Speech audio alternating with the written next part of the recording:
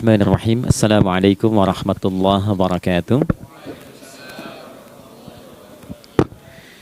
Alhamdulillah wassalatu wassalamu ala Rasulillah Muhammad ibn Abdullah wa ala alihi wa sahbihi wa man walah wa ba'd. Fa ya ibadallah usi nafsi wa iyyakum bi taqwallah faqad fazal muttaqun fala tamutunna illa wa antum muslimun. Faqala ta'ala ya ayyuhalladzina amanu taqullaha haqqa tuqatih wa la tamutunna illa wa antum muslimun. Keluargaku sekalian yang terhimpun di dalam Perbagas, Pertamina Gas, kita mengawali dengan bermohon kepada Allah semoga siapapun yang berada di ruangan ini atau terhubung dalam kajian ini, semoga senantiasa dijaga, diberkahi, dan dilindungi dalam kebaikan oleh Allah Subhanahu wa Ta'ala. Kita doakan yang bertugas di luar kota. Tadi saya dengar info juga Pak Direktur sedang di Semarang. Semoga giatnya dimudahkan oleh Allah dan semoga diberikan keberkahan. Ada satu bagian yang penting amanat Nabi di hadis Muslim pada satu sifat kepemimpinan. Bahwa di antara sifat pemimpin dan yang dipimpin itu harus selalu membangun kekompakan dengan nilai cinta dan doa. Ini yang sering dilupakan. Nabi pernah menyampaikan dan penyampaian ini, hadis ini didokumentasikan oleh Imam Muslim dalam satu kalimat yang singkat, padat tapi mengikat. Khiyaru a'immatikum man tuhibbunahu wa yuhibbunakum. Pemimpin yang baik itu adalah pemimpin yang kalian mencintainya dan ia pun mencintai kalian. Nah, membangun cinta itu salah satu jembatannya dengan doa. Oleh karena itu, di antara doa yang dianjurkan saat Anda memulai pekerjaan, itu bukan hanya untuk pribadi, lancarkan pekerjaan saya, tapi juga sehatkan pimpinan saya, pimpinan mendoakan sehatkan anggota saya, sehingga semua itu melahirkan sifat harmoni yang memberikan kenyamanan dan kebahagiaan dalam bertugas. Nah, izinkan saya mengawali dengan itu dulu, karena itu di antara sunnah yang seringkali terlupakan. Sehingga bekerja itu lebih banyak dilakukan dengan tekanan menyelesaikan tugas dibandingkan dengan rasa cinta untuk bisa memberikan nilai ibadah di dalamnya. Yang kedua, semoga sholat kita diterima oleh Allah Subhanahu wa Ta'ala. Nah, yang kedua ini tidak cukup dengan amin. Kita harus tahu dulu standar penerimaan itu seperti apa. Dan yang kedua, kenapa harus sholat? Ini poin pokoknya. Mengapa sih umat Islam itu cukup hanya misalnya dengan bersyahadat saja dipandang sudah berislam, lalu berbuat baik? Kenapa mesti ada sholat? Kenapa bahkan yang pokok sampai 5 waktunya? Dan jumlah rakaatnya pun diatur sedemikian rupa, sampai teknisnya pun dijelaskan dengan rinci. Saking rincinya, bila ada yang menyimpang dari rincian itu, maka dianggap sholatnya tidak sah dan mesti diulang. Shallu kama ra'aitumuni usalli. Sholatlah kalian seperti kalian persis melihat aku menunaikan sholat. Dan dalam sholat inilah kemudian ada sanad yang tersambung secara ketat sampai-sampai dalam hadis Muslim nomor hadis 397. Demikian di Al-Bukhari juga diabadikan di nomor hadis 757 oleh sahabat Abu Hurairah. Sanadnya tersambung kepada Khalad bin Rafi Az-Zuraiqi, seorang yang sholat di samping Nabi tapi bermasalah sholatnya. Lalu Nabi meminta beliau untuk mengulangi sholatnya. Sampai 3 kali peristiwa itu hingga beliau berkata, ya Rasulullah au kama qala alimni ma uhsinu ghairah. Ya Rasulullah, tolong ajarkan kepadaku karena aku tak punya pengetahuan lebih dibandingkan dari apa yang telah aku kerjakan. Nah, dari dasar ini melahirkan satu pertanyaan kritis ya, dan juga perlu argumentasi yang kuat secara syariah mengapa kita menunaikan ibadah salat. Baik teman-teman sekalian, karena waktu kita sangat padat ya, kita manfaatkan sebaik-baiknya. Saya mohon izin kajian kita akan lebih fokus kepada inti materi sehingga manfaatnya lebih banyak kita dapatkan. Salat satu-satunya amalan di dalam Islam yang mencakup 4 bagian pokok dalam beragama. Jadi ketika seseorang menetapkan dirinya beragama dan ciri satu nilai agama itu bernilai benar, ya, dalam nanti kalau kita mau komparasikan atau kita riset, itu ciri pokoknya ada 4. Satu, ada aspek namanya aspek keyakinan, ya, tauhid atau akidah. Nggak mungkin kan beragama kalau nggak yakin. Ya, karena itu pasal 29 ayat kedua itu mengandung nilai keyakinan. Negara menjamin kemerdekaan tiap-tiap penduduk untuk memeluk agamanya masing-masing dan beribadah menurut agama dan kepercayaannya itu. Ya, jadi nggak mungkin kita bisa menghasilkan nilai kepercayaan dan ibadah kalau tidak ada unsur keyakinan. Atau bahasa kitanya disebut dengan iman. Ya, iman itu nanti juga dipaku dalam setiap nilai kebangsaan di konteks Negara Kesatuan Republik Indonesia. Ini yang paling membahagiakan. Jadi mau jadi pegawai apapun itu syarat, ya, salah satu syarat yang melekatnya beriman dan bertakwa kepada Tuhan Yang Maha Esa, gitu kan? Ya, kemarin saya di BPK itu ada 11 bab Romawi, 40 pasal. Ya, di bab yang keempat pasal 13 tentang pemberhentian dan pengangkatan itu ada 11 poin A sampai K. Di poin B yang keduanya syarat menjadi bagian dari anggota BPK itu beriman dan bertakwa kepada Tuhan Yang Maha Esa. Baik, di Undang-Undang Pendidikan Sisdiknas nomor 20 tahun 2003 itu kalau kita baca dari poin menimbang ada 4, di poin B-nya saja sudah ada iman. Ya, Undang-Undang Dasar 1945 mengamanatkan pemerintah mengusahakan satu sistem pendidikan ya nasional yang meningkatkan keimanan dan ketakwaan pada Tuhan Yang Maha Esa serta akhlak mulia, baru mencerdaskan kehidupan bangsa. Ya, secara singkat, satu, agama dianggap benar kalau ada doktrin keimanan, ada akidah, ada tauhidnya. Yang kedua, ada ibadahnya. Ya, sebagai pembuktian kita beriman, buktinya apa? Ya kan? Saya beriman kepada Tuhan, kita tetapkan, misalnya Allah. Apa pembuktian keberimanan kita kepada Allah? Ya, kan pembuktiannya itu mesti diwujudkan dalam bentuk sikap. Sikap itulah yang disebut dengan ibadah. Nah, konsepsi ini ada di Quran surah ke-20 Thaha di ayat ke-14. Innani anallahu la ilaha illa ana fa'budini. Ya, sungguh aku tegaskan bahwa akulah Allah, satu-satunya Tuhan yang layak dipertuhankan dan disembah. Ketika Anda mempertuhankan aku, fa'budni, maka buktikan kebertuhananmu kepadaku dengan menyembahku. Karena itu namanya Allah punya dua arti. Satu yang dipertuhankan, kan? Ilahun wahid. Yang kedua yang disembah. Ya, jadi yang dipertuhankan dan disembah. Oke. 3. Yang ketiga harus punya unsur praktikal atau implementatif dalam interaksi kehidupan. Ya, jadi bukan cuma nyembah Tuhan, bimbingan kehidupannya apa? Implementasi dari ibadah itu. Ya, ciri umat beragama itu kan bukan hanya sekedar saya yakin, beriman, saya ibadah. Terus bukti ibadah itu dibawa dalam berinteraksi hariannya seperti apa wujudnya. Ya, makanya ketika dulu orang itu jujur, orang itu bangga dengan kejujurannya bukan sebagai orang jujur, tapi sebagai muslim. Jadi ketika ditanya, kenapa Anda jujur? Karena saya muslim. Ketika ada seorang penggembala di Sahara yang sangat gersang, diuji oleh Umar bin Khattab, ingin diambil kambingnya, kan kisahnya viral kan? Baik ya? Oh, tapi ini bukan punya saya. Bilang aja pada tuan Anda, kalau kambingnya hilang satu dimakan serigala. Lantas di mana Allah? Jawaban itu yang menggetarkan kepada jiwa. Jadi kebenaran yang diungkap dengan sikap kejujuran itu implementasi nilai beragama. Nah, jadi praktek ibadah ada di muamalah. Oke, satu akidah, akidah dibuktikan lewat ibadah, ibadah diimplementasikan dalam muamalah. Itulah sebabnya nanti seluruh bagian tubuh kita ketika digunakan untuk bersifat dan bersikap, itu ada tuntunan iman di dalamnya. Oke? Misal, saya tanya begini ya, ini mukaddimah ya, kita belum mulai nih. Saya tanya gini, apa fungsi mata? Tuh kan, sudah keliru kan? Nah, kalau hanya melihat, hewan juga melihat. Ya, coba kambing melihat, ya kan? Elang melihat. Lalu apa bedanya fungsi mata kita dengan mata hewan? Ternyata ketika kita meriset ayat-ayat Al-Quran terkait dengan fungsi tubuh kita, itu rata-rata dibuka dengan iman dulu. Quran surah 24, surah Cahaya, ayat 30 untuk laki-laki, 31 untuk perempuan. Qul lil mu'minin. Ya Muhammad katakan, viralkan pada pria-pria yang menyatakan dirinya telah beriman. Yaghuddu min absarihim. Gunakan pandangannya itu yang dibimbing oleh imannya untuk melihat yang baik saja menurut standar imannya. Jadi kalau menurut imannya tak baik, nggak boleh dilihat.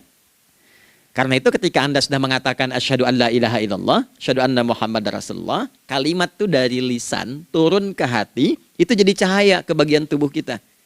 Makanya ketika Anda melihat, itu ada cara pandang tertentu yang dibimbing iman. Standarnya beda dengan tanpa iman. Kalau nggak ada iman, semua mungkin terlihat. Tapi ketika ada iman, hati kecil Anda akan bicara, ini nggak baik. Palingkan. Nah, memalingkan dari yang tak baik menurut iman, itu namanya ghaddul basar. Oke? Perempuan juga begitu, setara. Wa kullil mu'minati yaghdudna min absarihinna. Dan katakan pada setiap perempuan yang menyatakan dia beriman, maka gunakan pandangan itu dengan bimbingan imannya. Ketika tak baik menurut imannya, palingkan. Ya, Anda lihat kajian di YouTube, terus ada iklan kan? Nah, terus menurut standar iman nggak bagus, itu otomatis akan nggak suka itu. Ya, pasti dipalingkan. Ya. Anda kalau naik pesawat ya, tugas keluar tuh, pertagas tugas keluar. Kalau pramugari lagi demo tuh yang dilihat pramugarinya apa demonya dulu. Nah, iman itu akan bekerja di situ tuh. Ya, palingkan tuh. Nah, sama dari mata turun ke, jangan langsung ke hati aja, ke lisan dulu kan. Ya, ke mulut kan. Itu mulut tuh ketika digunakan fungsinya, imannya disebut dulu. Ya, Quran surah 49 ayat 11 misalnya, ya ayyuhalladzina amanu, imannya dulu, la yaskhar qaumin qaum. Ayat 12-nya la yaghtab ba'dukum ba'dha. Hai orang-orang yang telah menyatakan beriman. Kalau pakai alladzina disebutkan 1080 kali dalam Al-Qur'an, itu kalimatnya diksinya singkat, padat, mencakup semua tanpa sekat. Oke, jadi kalau laki-laki, perempuan, tua, muda, besar, kecil, beda strata, duniawi, itu semua tercakup di dalamnya. Hei semua yang telah menyatakan beriman, gunakan imanmu untuk membimbing lisanmu bertutur. Kalau masih merasa punya iman, jangan gunakan lisan untuk mencela, merendahkan orang. Untuk bergibah, membuat hoax. Didetilkan oleh Nabi, kalimatnya jelas. Man kana yu'minu billahi wal yaumil akhir, falyakul khaira aw liyasmut. Siapapun. Nah, dari alladzina ketika dirinci pakai man. Ya, man itu bentuk tunggal, ya, personal, tapi maknanya general. Jadi kalau Anda, saya, kita baca ayat atau hadis ada man, posisikan Nabi sedang bicara ke kita. Ya, hei Adi Hidayat, posisikan Nabi bilang gitu tuh. Kalau engkau merasa beriman sama Allah dan yakin dihisab di hari kiamat, jaga lisanmu. Katakan yang baik dengan bimbingan imanmu, tak mampu engkau diam. Jadi cukuplah suami istri itu menggunakan satu hadis ini, pasti sakinah itu muncul dalam kehidupan rumah tangganya. Ya, itulah sebabnya kenapa sakinah didahulukan dibanding mawaddah. Hati-hati ya, Mbak, walaupun namanya sakinah nggak ada ini nggak akan datang tuh ketenangan tuh. Ya, ada yang tahu nggak rahasianya? Kenapa sakinah duluan dibanding mawaddah? Ya, 5 juta. Ya, waktu habis karena padat sekali. Maddah jamaknya mawaddah, rasa kasih yang tumbuh dari pemberian materi. Jadi kalau rumah tangga itu ingin cenderung pada kebahagiaan, boleh berbagi dengan materi. Ya, istri cemberut, ya Anda datang dengan senyuman, sayang, kenapa? Ya, ini emas 2 kilo, ya. Nah itu pasti sehat lagi tuh. Ya, itu mawaddah. Tapi maaf, walaupun Anda mapan bekerja, harta cukup melimpah, ruah, tapi tidak ada ketenangan di rumah tangga, tidak ada sakinah, maka hampa kehidupan rumah tangga itu. Itulah sebabnya kenapa di Quran sakinah lebih dulu dibandingkan dengan mawaddah. Saya tanya ibu deh, ibu pilih mana? Kaya tapi gelisah atau miskin tapi tenang? Oke. Saya paham itu. Saya paham. Suami juga sepakat semuanya. Artinya apa? Kita nggak bisa menghilangkan unsur ketenangan. Oke, itu hanya pembuktian argumentatif ya, supaya kajiannya lebih kepada argumen. Jadi ada akidah terkorelasi dengan ibadah, implementasinya di aspek muamalah. Nah, nanti cara bermuamalahnya diatur lewat akhlak namanya. Bagaimana bermuamalah yang baik? Kan Anda, maaf ya, berekspresi kepada pimpinan dengan kawan kan berbeda. Oke, kepada orang tua dengan anak kan lain. Nah, yang mengatur interaksi kita sehingga terjalin harmoni yang baik, itulah yang disebut dengan akhlak. Nah, 4 poin inilah yang menjadi inti dakwah Nabi SAW ketika diutus oleh Allah Subhanahu wa Ta'ala. Memastikan 4 ini bisa optimal kita lakukan dalam kehidupan. Bonusnya yang kelima, selalu meningkatkan inovasi sehingga selalu mendapatkan hal baru dalam kehidupan. 5 ini digabungkan di Quran surah kedua Al-Baqarah di ayat 151. Kama arsalna fikum rasulam minkum yatslu alaikum ayatina. 1, Oke, wa yuzakkikum 2, akhlak, wa yu'allimukumul kitaba 3, wal hikmah 4, 5, wa yu'allimukum ma lam takunu ta'lamun. Kelima-limanya ini digambarkanlah dalam bentuk ibadah yang melatih kita sebagai pondasi awal menuju dan memantapkan 5 hal ini, yaitu sholat. Itulah sebabnya kenapa sholat yang pokok dilakukan 5 waktu dalam sehari untuk mewujudkan 5 hal ini dalam kehidupan, dan satu-satunya ibadah yang mengumpulkan 5 aspek ini dalam prakteknya hanya sholat. Hanya sholat. Oke, mari kita detilkan, kita rinci, dan di sini kita akan mulai kajian kita. Yang tadi mukadimah ya. Baik, kita punya 30 menit. Wah, padat sekali. Bismillahirrahmanirrahim. 1. Sholat adalah perwujudan iman seorang hamba. Karena itulah kalimat sholat pertama kali disebutkan dalam Al-Quran, itu letaknya setelah kalimat iman. Al-Baqarah ayat 3, alladzina yu'minuna bil ghaibi wa yuqimunas sholat. Orang-orang yang telah menyatakan beriman dan konsisten menjaga imannya. Beda alladzina amanu dengan yu'minun. Amanu telah beriman. Tapi kalau dia komitmen dan konsisten terus menjaga imannya sampai saat dia berpulang pada Tuhannya, maka berubah nanti bentuknya kalau di bahasa Arab jadi mudhari'. Kalau di bahasa Inggris kan tuh punya 3 arti, present, continuous, and future. Jadi kalaupun sekarang terus berlangsung sampai masa depan pun saya tetap akan beriman. Nah, pembuktian untuk menjaga iman itu pembuktian utamanya pada sholat. Itulah sebabnya satu-satunya amal ibadah dari rukun Islam yang 5 itu, ya, satu-satunya amal ibadah yang disebut iman dalam Al-Quran hanya sholat. Teman-teman boleh buka Quran surah kedua Al-Baqarah di ayat 143. Ya, di pertengahan ke ujung ayatnya. Saya percepat. Wa ma kana Allahu liyudhi'a imanakum. Dan Allah nggak akan pernah menyia-nyiakan sholat seseorang yang dikerjakan karena imannya. Ayat ini turun, ketika ada terjadi pergantian arah kiblat dari yang tadinya semula ke Masjidil Aqsa, lalu berputar 180 derajat, beralih ke Masjidil Haram. Nabi sedang berada di luar Madinah. Madinah tempo dulu, wilayahnya nggak seluas cakupan sekarang. Oke, kalau diilustrasikan, area sekitaran Masjid Nabawi sekarang itulah Madinah lah. Di luar itu sudah di luarnya. Nah, Nabi sedang sholat, riwayatnya banyak menyebutkan, ada yang mengatakan zuhur, ada asar, ada maghrib. Di pertengahan itu turunlah Al-Baqarah ayat 144. Qad nara taqalluba wajhika fis sama' falanuwalliyannaka qiblatan tardaha fawalli wajhaka syatral masjidil haram.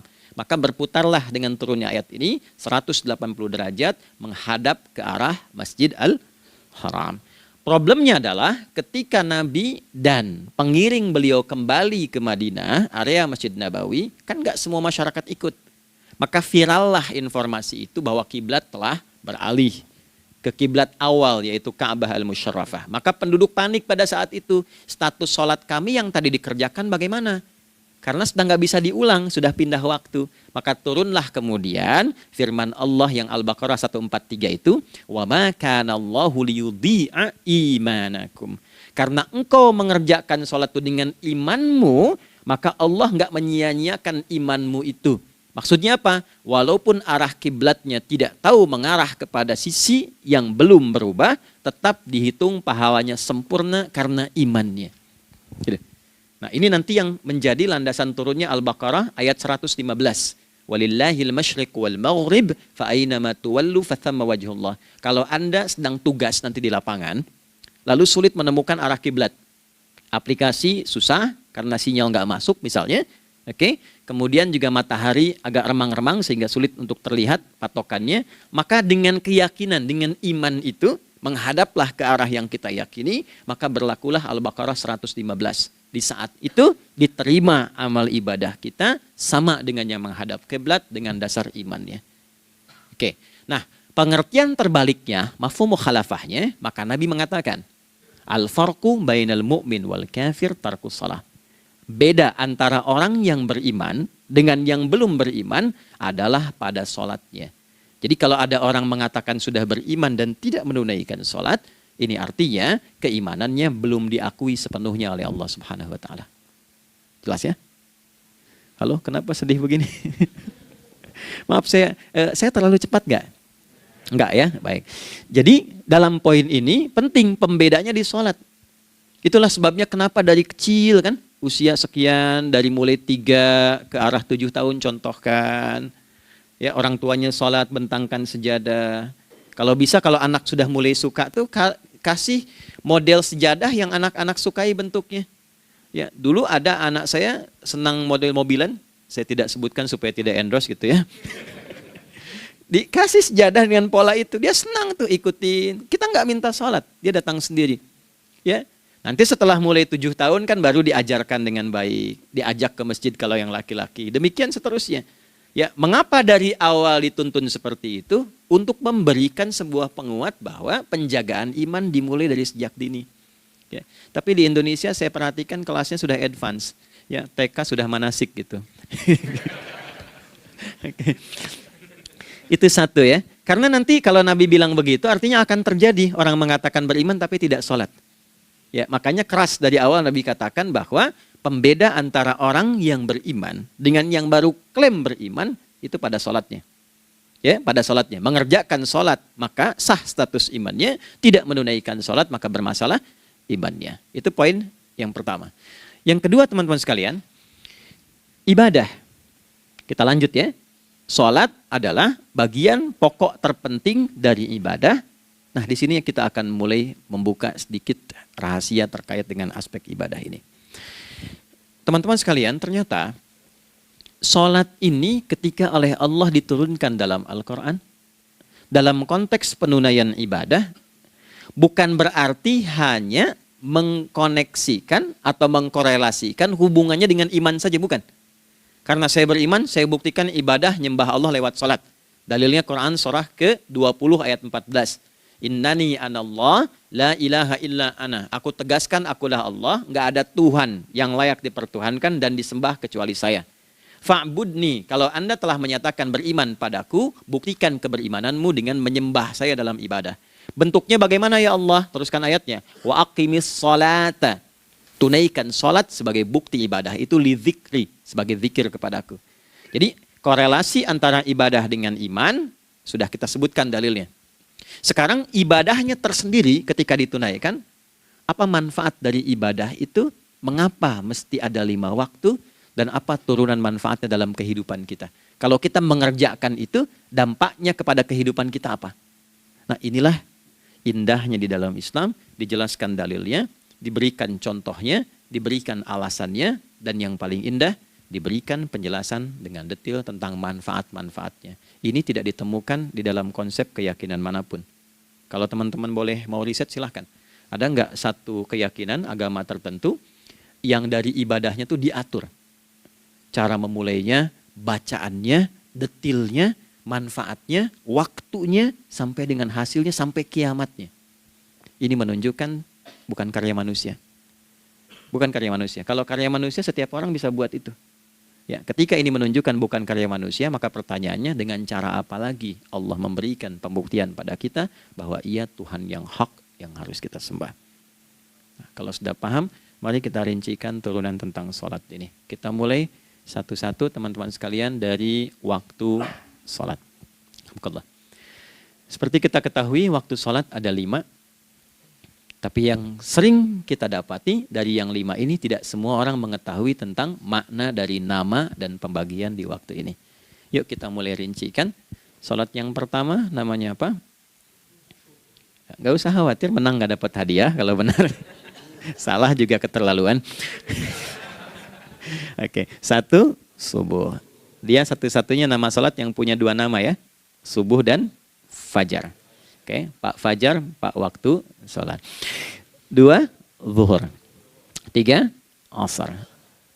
4 maghrib. 5 isya. Oke, rumus hitungannya 24 434 ya. Rumus bilangannya 24 434. Kalau mau tanya nomor koneksi dengan Allah 24 434, 2 subuh, 4 zuhur, 4 asar, 3 maghrib, 4 isya. Oke, pertanyaannya, apa artinya nama itu? Selama ini jangan-jangan kita hanya tahu namanya, tapi tidak memahami maknanya. Itu poinnya. Oke, sekarang mari kita mulai. Izin saya tidak punya kemampuan untuk menuliskan, ya, karena memang saat ini terbatas, tapi kalau diperkenankan bisa kita coba uraikan sedikit. Baik.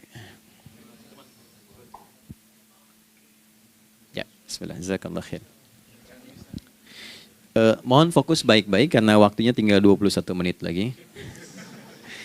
Izin saya pastikan dulu ya supaya terlihat dengan baik. Ibu kelihatan di sana? Bagus. Saya kira tuh hanya di Sumbawa Barat. Ternyata di Pertagas pun perempuan-perempuannya imannya luar biasa. Maksudnya belum saya tulis sudah kelihatan. Imannya luar biasa. Oke, kita mulai dari yang pertama ya. 5 waktu sholat. Kita mulai dari 1 dulu. Subuh, teman-teman saya turunkan dulu ya. Izinkan saya tulis pakai bahasa Arab dulu supaya gampang.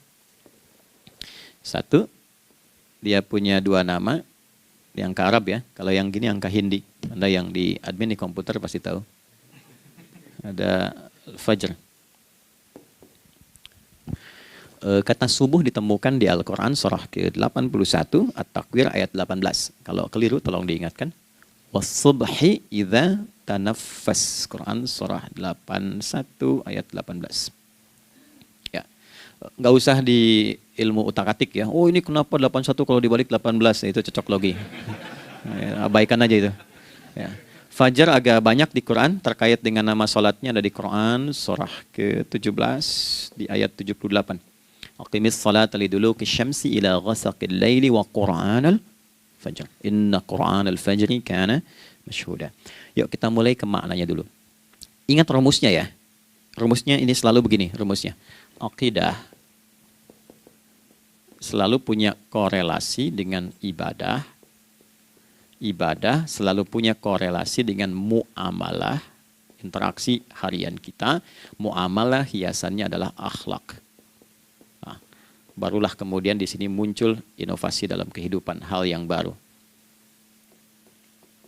Hidup ya, yang mengacu pada 2 kebahagiaan yaitu dunia dan akhirat. Ya, konsepsi ini nanti ditemukan di Quran surah ke-2 Al-Baqarah ayat 201 dan menjadi doa paling favorit umat Islam Indonesia saat ini. Rabbana atina fid dunya fil akhirati. Oke, ya cukup. Subuh. Ini rumus dasarnya. Dari akidah kita beriman, pembuktian imannya lewat ibadah salat. Apa hubungan salat dengan aktivitas harian kita? Subuh asalnya terkolerasi dengan kata asbah. Oke? Asbah itu asalnya sesuatu yang sudah siap dengan rencana yang matang. Baik, orang Arab tuh kalau bertanya begini, kaifa asbahta ya akhi? Kaifa asbahti ya ukhti? Bagaimana kabarmu di pagi ini? Itu bukan hanya nanya kabar kesehatan. Beda dengan kaifa haluk, beda. Ya, itu bertanya, bagaimana kabarmu hari ini? Aktivitasmu bagaimana? Lancar, sudah siap, planning bagus, dan sebagainya. Ya, itulah sebabnya ketika Allah bersumpah dengan awal waktu, penandanya adalah planning kegiatan. Ya, was-subhi, dan aku bersumpah demi waktu subuh, awal mula untuk berkegiatan, idza tanafas, apabila sudah mulai bergerak, bersamaan dengan nafas yang keluar itu, maka sudah jelas rencana yang dibuat. Ya, jangankan kita, semua alam itu, semesta itu seluruhnya bukan hanya bertasbih, tapi beraktivitas dalam tasbihnya. Di waktu subuh, matahari sudah mulai bersinar kan? Ya, dan sinarnya mengambil manfaat loh. Mengandung nilai manfaat, memecah keheningan malam dan menghilangkan kegelapannya. Gelap mulai hilang, datang kemudian sinar yang memberikan kita bimbingan untuk beraktivitas. Tumbuhan dimulai waktu itu sudah mengeluarkan oksigen, menyerap karbon dioksida. Saya waktu di Utrecht, di Delft di Belanda, ya, saya coba ingin membuktikan. Kan adzan nggak terdengar keluar ya.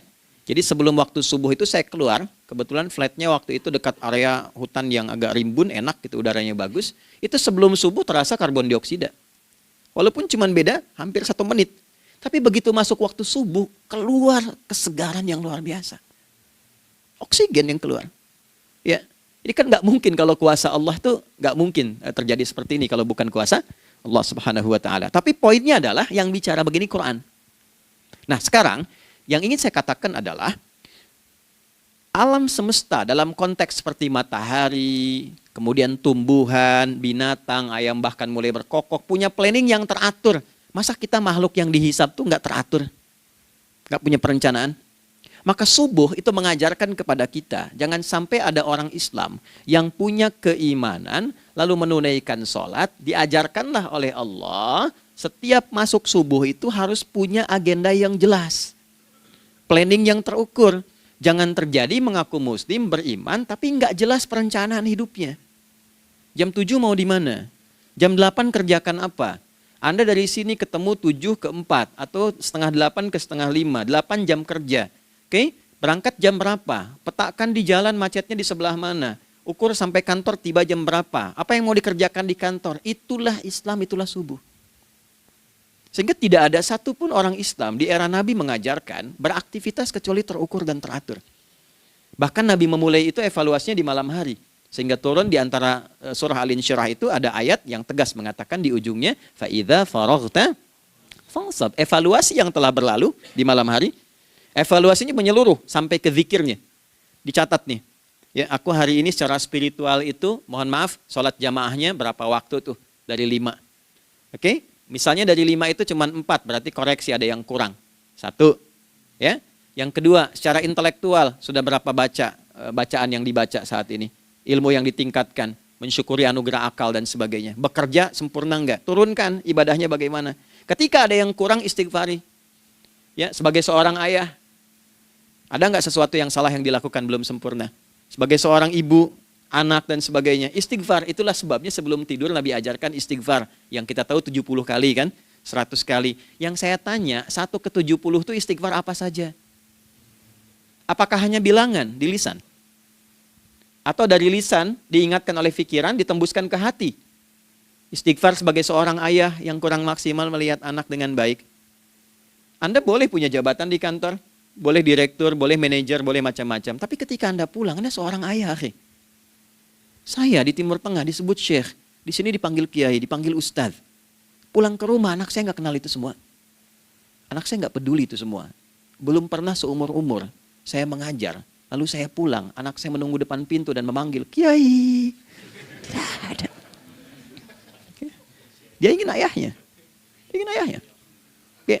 Kenapa nggak kita hadirkan istighfar pertama kita itu karena kita kurang perhatian. Kurang perhatian kepada anak misalnya. Saya kalau pulang tengah malam dan semua tertidur, saya lihat satu-satu. Perbaiki cara tidurnya, doa, lihat satu-satu, minta ampun sama Allah. Dan ya kadang sebelum mengalirkan air mata kita nggak bisa tidur karena nggak tahu nanti ketemu lagi nggak di akhirat. Ya, itu poin yang paling penting. Nah, jadi istighfar pertama tuh untuk diri kita ketaatan pada Allah, untuk diri kita sebagai anak pada orang tua, sebagai suami punya tanggung jawab istri atau sebaliknya, demikian seterusnya.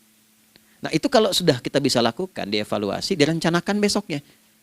Fa'idha faraghta fansab, direncanakan lagi yang berikutnya, besok mau ngapain, tulis malam. Kalau kita biasakan begitu tidurnya enak. Karena nggak ada beban, damai hidupnya. Dengan teman damai kalau ada perselisihan sebelum tidur. Ya, jadi nggak ada orang mengigau itu masalah-masalah kehidupan dunia yang belum tuntas. Ini dunia saat terjaga bermasalah, saat tidur pun masih bermasalah. Gara-gara kamu nih, kapan istirahatnya?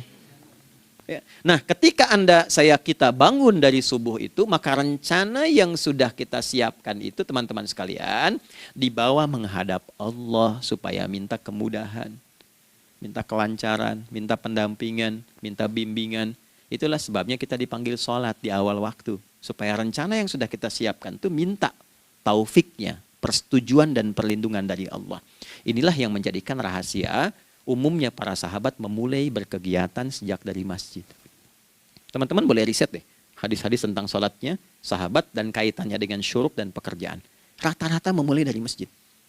Mereka tungguin, evaluasi, begitu siap, syuruk, minta sama Allah, berangkat. Saya mau kasih satu rahasia ya, boleh jadi ijazah tapi ini diantara kita aja ya. Anda boleh lakukan, berangkat ke masjid itu dengan baik, terus minta misalnya, ya Allah, Kau perintahkan aku untuk berikhtiar, sekarang aku lakukan. Kau perintahkan aku untuk merencanakan, sekarang aku ikhtiarkan. Mohon lindungi, mudahkan, dan berikan bimbingan terbaik untuk mendapatkan hal yang wajar, halal, baik, dan kau ridhai. Anda berangkat. Pulang, Sebelum nyampe rumah, mampir dulu ke masjid. Masjid terdekat dari rumah aja. Sholat 2 rakaat, gitu. Ya, sholatnya bisa sholat wudhu, tahiyatul masjid, dan sebagainya. Setelah itu pulang. Doa dulu habis sholat. Ya Allah, aku telah berikhtiar seperti apa yang telah Engkau perintahkan. Sekarang aku memohon rizki darimu seperti apa yang telah Engkau janjikan. Kalau dengan semua ikhtiar ini belum cukup menurunkan rizki darimu, maka mohon tunjukkan padaku saat ini dengan cara apa lagi aku mesti berikhtiar. Oke? Silahkan Anda pulang dengan suasana itu ke rumah. Dan lihat apa yang terjadi. Rasakan bedanya, bedakan rasanya, dan pasti terasa bedanya. Gak ada kesan yang lain pada jiwa. Jadi yang dibawa ke rumah itu bukan aura kantor. Bukan aura jalan yang macet. Tapi ada ketenangan, kenyamanan, dan kenikmatan. Kalau teman-teman mau pakai sunnah sahabat ini dalam dunia pekerjaan dan Anda lakukan coba sehari ini saja, rasanya pasti beda.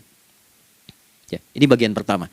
Nah, ketika kita ingin datang menghadap Allah dan mulai membawa rencana kita, kan perlu isyaratnya kan, kapan dimulai? Gak bisa tiba-tiba saya bangun jam 3 langsung sholat subuh, kan tidak begitu. Ya kan? Mesti ada satu sinyal dulu, yang dari sinyal itu ada feedback pada diri kita untuk merespon, gitu kan? Nah, pancaran respon atas sesuatu yang memancar akibat satu hal yang terjadi, kalau di gaya itu kan kalau ada gaya gerak, gaya dorong kan? Ya, kalau nggak salah F1 sama dengan F2 kan? Nah, gaya gerak sama dengan gaya dorong. Geraknya dikit, bunyinya kecil kan? Kencang bunyinya, kencang. Terus ada F berbanding lurus dengan P, hukum Pascalnya. Gaya berbanding lurus dengan tekanan, kan? Semakin banyak gaya, semakin tertekan. Nah, respon yang muncul ketika ada satu misalnya gaya, tapi responnya sifatnya materi sifatnya. Ya, misal kalau Anda mau mengebor air, kan? Kemudian keluar terpancar tuh dari bawah itu keluar misalnya air. Nah, itu namanya infajar. Infajar. Dalilnya Quran surah kedua ayat 60. Wa idzistasqa Musa liqaumihi faqulna idrib bi'asakal hajar fajarat min husnata asyrata aina. Nabi Musa kata Allah itu kaummu 12 suku minta mata air. Dan nggak tanggung setiap sukunya minta satu, katanya supaya nggak rebutan. Maka Allah firmankan, pukulkan tongkatmu yang kayu. Lihat diksinya detil sekali. Pukulkan tongkatmu yang kayu ke batu itu, maka batu itu akan terbelah dan mengeluarkan pancaran 12 mata air. Ya, tongkat kayu dipukulkan ke batu, batunya yang hancur. Karena Musa seorang nabi, gitu kan? Anda punya tongkat emas, pukulkan ke batu, maka keluar 12 air mata. Gitu ya. Nah ini, infajar. Kalau respon yang keluar itu respon buruk. Misal, dalam nafsu, kan suka ada trigger ya, yang memancing respon, terus nafsu keluar kan? Ya, apa saja itu? Lihat gambar yang nggak bagus, nafsu keluar, gitu kan? Lihat sendal bagus, nafsu keluar, macam-macam ya. Nah itu fujur namanya. Fujur. Hurufnya masih sama, cuma bentuknya berbeda. Fa, jimnya masih ada waw, ada ra-nya. Fujur. Quran surah 91 di ayat 7-10. Wa nafsi wa ma sawwaha fa'alhamaha fujuraha wa taqwaha. Fujur tembus ke nafas, nafas memerintahkan yang buruk disebut su. Nafas ketemu su jadi nafsu. Makanya nama lain fujur itu nafsu. Dalilnya Quran surah 12 ayat 53. Wa ma ubarri'u nafsi innan nafsa la'ammaratun bisu. Ya, la'ammaratun bisu'i illa ma rahima rabbi. Oke, nafas ketemu su. Teruskan. Tapi kalau pancarannya pada sifat yang baik. Oke? Membelah sesuatu yang gelap menjadi baik, terbuka, memancarkan respon panggilan yang baik, maka berubah katanya menjadi fajar. Oke? Matahari diperintahkan oleh Allah, diperintahkan membelah kegelapan malam. Keluarlah sinar pertamanya, disebutlah fajar. Kenapa? Karena ada respon kebaikan keluar darinya. Baik, perhatikan baik-baik. Quran surah kedua, ayat 187. Wa kulu washrabu hatta yatabayyana lakumul khaytul abyadu minal khaytil aswadi minal fajar. Itu untuk matahari. Kita lagi tidur enak-enak, sudah nyiapin rencana malam-malam. Tiba-tiba ada panggilan. Allahu Akbar, Allahu Akbar. Itulah tandanya hati kita mengkonfirmasi iman kita dalam diri kita. Cepat, sudah adzan. Pernah begitu? Nah, konfirmasi itulah dalam bahasa lain yang disebut dengan fajar namanya. Datang. Jadi waktunya matahari membelah disebut dengan fajar, konfirmasinya pun disebut dengan apa? fajar. Ya, jadi bersamaan waktunya dengan dua hal itu, datanglah panggilan. Itu yang dimaksud Quran, hubungan iman dengan konfirmasinya sampai ke sholatnya ada di Quran surah 8 ayat 2. Innamal mu'minuna iman. Alladzina idza dzukirallahu adzan. Wajilat qulubuhum iman. Jadi begitu ciri iman itu ada dalam jiwa, dipanggil lewat adzan, kan? Allahu Akbar, langsung merespon, ya Allah sudah adzan. Walaupun setelah adzan ada lagi getaran, baru adzan belum qomat gitu kan. Nah, misal ya. Nah, tapi inilah fajar. Jadi maksudnya rencana Anda ini agak jarang dibahas ya. Mohon maaf, ilmu ini agak jarang. Jadi jangan Anda bilang saya bid'ah, bukan. Ya, bukunya ada, referensinya ada. Cuman karena jarang dikaji, jangan sampai kekurangan pengetahuan menghukumi yang tahu jadi salah gitu. Ini poinnya. Jadi saya kalau bahas satu masalah itu bukunya saya kumpulkan. Tafsir awal sampai akhir yang ada apa, buku-buku tentang sholat apa, baru kita keluarkan. Jadi bagian topik-topik tertentu yang dibahas. Problemnya ketika membahas tentang ibadah cuma dua. Satu tentang bacaan, doanya apa. Yang kedua tentang gerakan, bagaimana mengerjakannya. Yang ketiga jarang dibahas, hikmahnya apa. Padahal rumus dalam ibadah itu dalam fikih tiga-tiga mesti dipakai.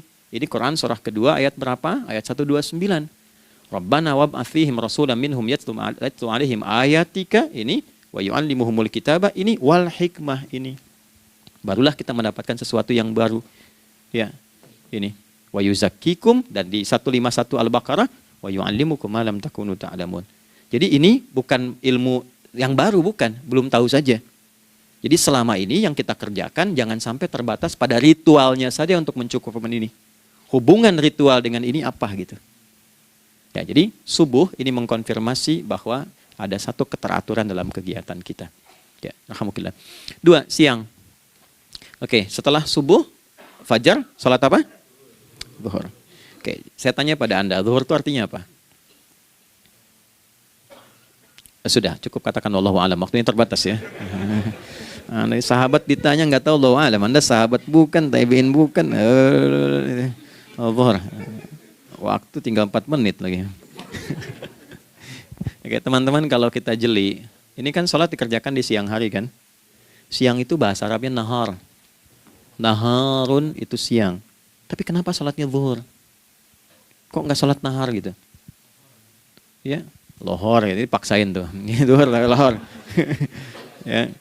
Terus sore, biar nyambung cepat. Sore, bahasa Arabnya kan masa. Masa al-khir, selamat sore. Kenapa kok sholatnya asar? Kok sholatnya namanya asar? Oke? Maghrib, Isya. Isya kan malam kan? Kenapa nggak lail? Lail itu kan malam. Kalau ada yang istimewa di malamnya, itu lailah namanya. Makanya ketika turun Al-Quran disebut Lailatul Qadar. Karena malamnya istimewa. Beda, lail dengan lailah itu beda. Lail itu waktu malam, lailah ada yang istimewa di malam itu. Ya, jamaknya lail, layali, lela, lili, lala, itu malam. Ibu lili, ibu malam-malam. Ya. Zuhur artinya jelas, terang. Ada idhar, dibaca dengan jelas, terang. Gak boleh dengung. Man amana. Itu kan? Ya. Min husni, harus jelas. Ya. Ada a, jelas.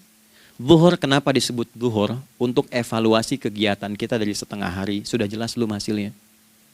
Ya, Anda punya rencana di sini, evaluasi di siang.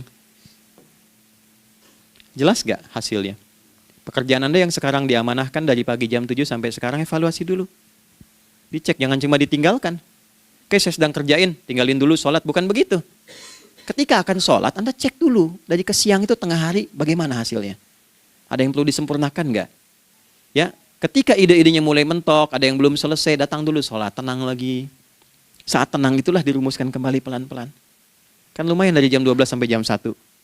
Diisi dengan baik, dilihat. Itu baru dunia ini. Kan kita ngejar ini juga.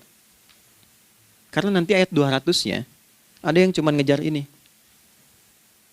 Wa minan nasi may yaqulu rabbana atina fid dunya. Bukan, kalau nggak hafal diam aja. Wa minan nasi may yaqulu rabbana atina fid dunya wa ma lahu fil akhirati min khalaq.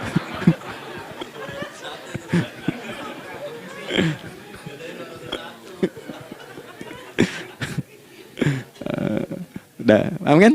Dan di antara manusia ada yang fokusnya hanya dunia yang dikejar, sehingga nggak kebagian akhiratnya. Padahal dia tahu dia mau pulang. Yang lebih aneh lagi, pengen pulang surganya Firdaus dekat dengan Nabi.